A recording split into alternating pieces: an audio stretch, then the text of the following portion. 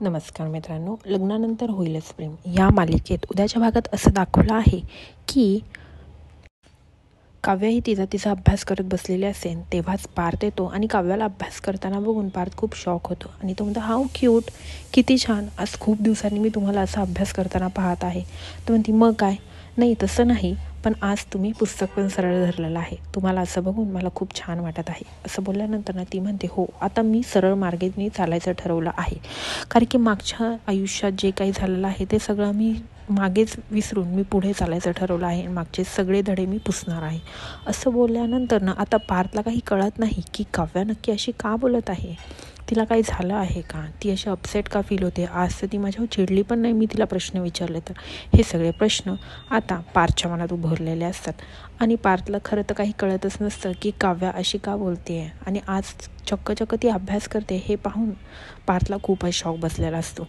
आणि इकडे नेहमीप्रमाणे नंदिनी रूममध्ये येते आणि कपाट उघडायला जाते. तर कपाटात जो काही मोल्ड असतो ज्याच्यात जीवाचा आणि काव्याचा हात असतो तो नंदिनीकडनं खाली पडतो. कपाटातून खाली पडल्यानंतर ना नंदिनी खूप घाबरते आणि पडल्यानंतर ना खूप मोठा आवाज होतो, कारण की काचेच्या आत असतो तो.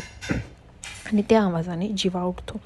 जीवाला कळतं की माझा आणि काव्याच्या हाताचा जो काही मोल्ड होता तो तुटलेला आहे. आणि जीवा खूप मोठ्याने ओरडतो, नंदिनी तू काय केलंस, आमच्या दोघांची शेवटची निशाणी होती तीही तू तोडलीस, असं बोलते. आणि म्हणतो, तू हात नको लावू. आणि असं बोलल्यानंतर ना आता नंदिनीला कळत असतं की हे नक्की काय आहे, हे खरंच एकतर्फे प्रेम आहे का, हे एवढे का रिॲक्ट झाले. ते नाही, तुटलं म्हणून रिॲक्ट व्हावं, पण जे ते वाक्य बोलले ते मला नाही पटलं. आता नंदिनीच्या मनात पण प्रश्न उभे राहिले की खरंच ह्यांनी मनापासून माझ्याशी लग्न केलं आहे का मीच ह्यांच्यामध्ये आलेले आहे.